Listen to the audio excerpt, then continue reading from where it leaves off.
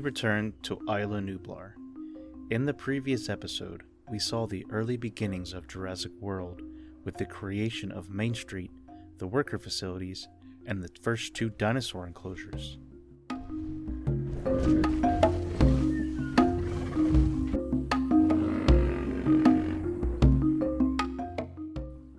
At the end of the last episode, it was established that Jurassic World can't open due to the remaining dinosaurs that wander the island. So, in today's episode, we will focus on capturing and containing the last remaining dinosaurs.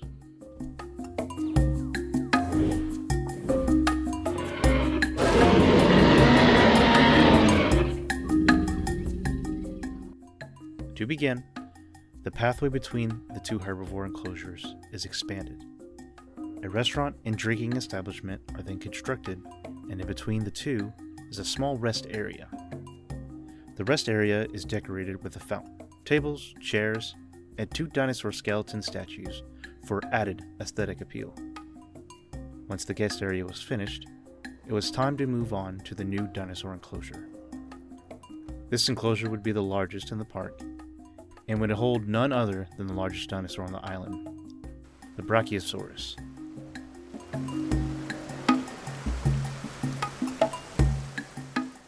Once the enclosure was finished and outfitted for the dinosaur's needs, the ACU capture team was then sent out to tranquilize the Brachiosaurus troop.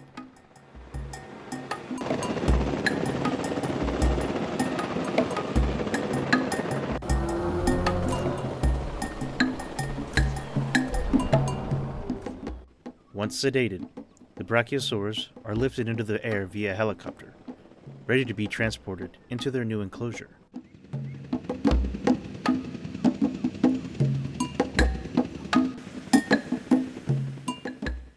Once the Brachiosaurs are placed into the enclosure, the scientists begin observing their behavior.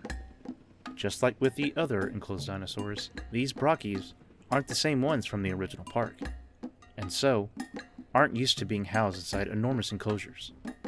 Luckily, it seemed as if they were content with their new home. With the Brachiosaurus' needs met, it was decided that the Gallimimus would be held inside the same enclosure, seeing as there was enough space to house both of them. Once the Gallimimus herd is sedated, they're airlifted and transported into the enclosure.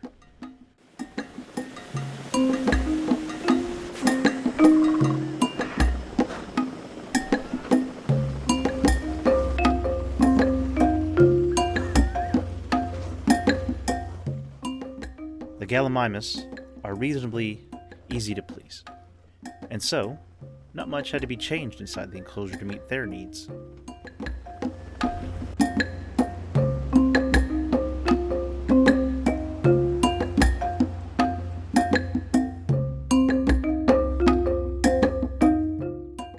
By the next morning, the Brachiosaurus and Gallimimus enclosure was deemed finished.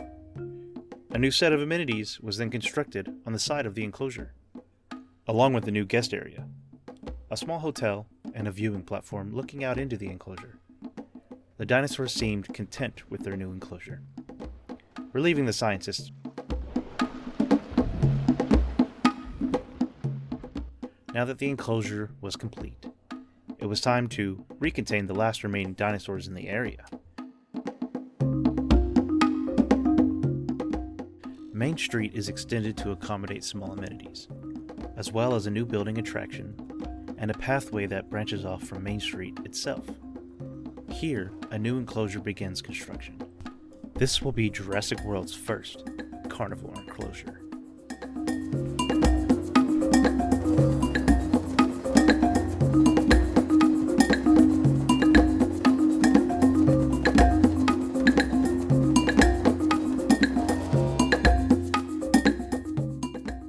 The closest carnivore species was a trio of baryonyx, fish-eating dinosaurs that lived in small packs.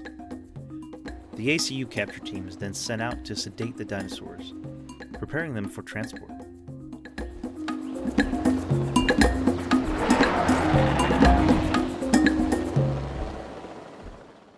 Once the baryonyx trio is tranquilized, they're airlifted and flown over to their new enclosure. This was around the time when marketing began for Jurassic World, and so the marketing team decided to give the baryonyx names to bring interest to the park. They were given the names Chaos, Grim, and Limbo. Their names were taken from a popular cartoon that was released around the time. The baryonyx enclosure was technically finished, but Simon Masrani noted how the enclosure was way too big for just 3 dinosaurs. Perhaps in the future, another carnivore species could coexist with the baryonyx. But, for now, Masrani only wanted to recontain the already existing dinosaurs on Isla Nublar. A new set of amenities is constructed, along with the outline of a new guest area. Right next to it would be a large hotel for guests to stay the night, and maybe even look out into the enclosure.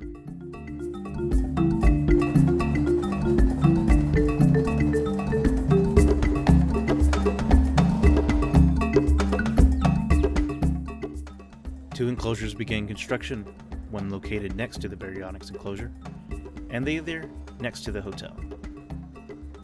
One enclosure is decorated to look like a desert, and inside this enclosure will be housing the Carnotaurus.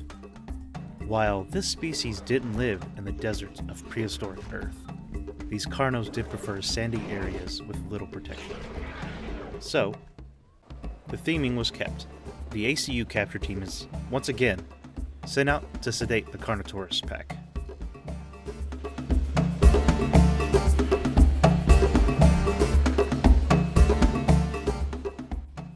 Once sedated, the carnos are airlifted and flown over to their enclosure.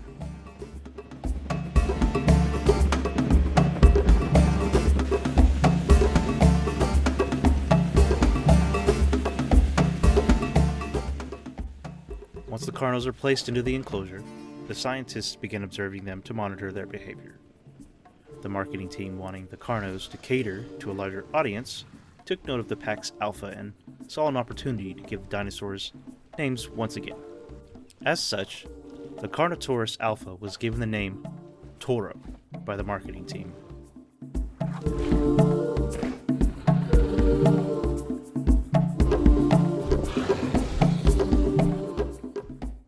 With the Carnotaurus enclosure finished, it was time to move on to populating the second enclosure, which had been complete for a while now.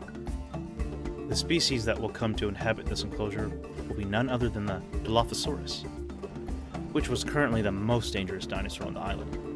Thanks to its venomous spit, it can paralyze its victims. The ACU capture team was just high enough that the Dilos couldn't attack them. The Dilophosaurs were quickly sedated and lifted into the air.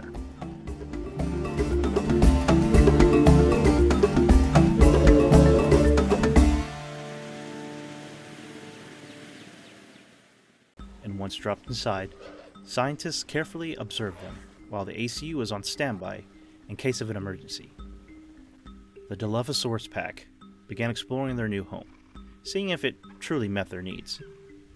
One Dilo was caught staring at the fence before resting in front of it. Luckily, it didn't seem interested in breaking out. The rest of the Dilophosaurus pack is then swiftly placed into the enclosure. For the time being, it seemed like the Dilophosaurs were content with living in their new enclosure.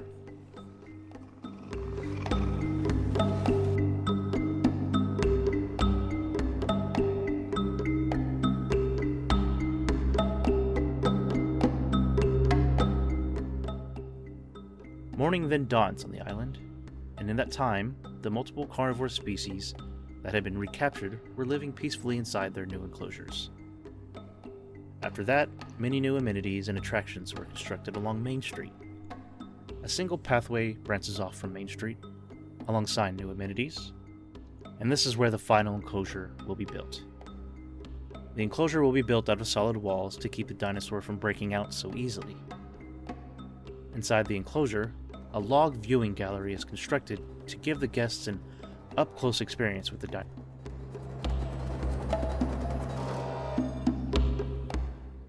The enclosure itself was mainly sand, but it had an ample forest cover to let the dinosaur hide itself when needed. Now, which dinosaur will inhabit this pen? Well, it would be none other than the dinosaur queen herself, the Tyrannosaurus Rex.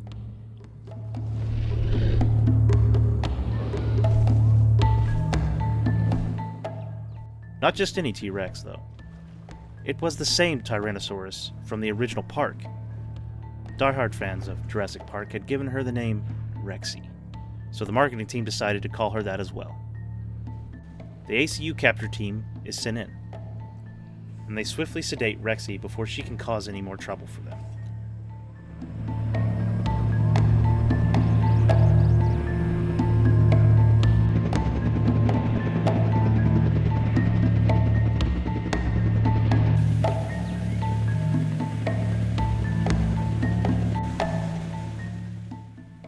Once Rexy was placed into her new enclosure, the scientists began observing her. Rexy was recalling the time she was once housed in an enclosure, all those years ago. She quickly fled into the forested areas of her enclosure, hiding herself from the scientists' view. She would eventually grow used to her new enclosure and walk back out into the opening. Rexy would make herself at home in her new enclosure, and while it was smaller than her original enclosure from Jurassic Park, it was just big enough to satisfy her needs. And with that, the remaining dinosaurs in the area had been successfully recontained, and Jurassic World was ready for its grand opening. But before that could happen, Masrani ordered his construction workers to begin building something in commemoration of this event. Main Street was once again extended, and at the end of it, a new building was constructed. This was Jurassic World's Innovation Center, marking not only the center of Jurassic World itself, but also the park's hub area. Once it finished construction, Jurassic World opened shortly thereafter. Guests began flooding into the park entrance, and the number of ticket sales began to grow steadily. It was clear that people still loved dinosaurs as much as they did when Jurassic Park was still in operation. This gave Masrani and investors the idea that Jurassic World would grow to become bigger than the original park, while still honoring the memory of John Hammond. One thing was clear: Jurassic World and the dinosaurs were here to stay. I wonder how long that will last.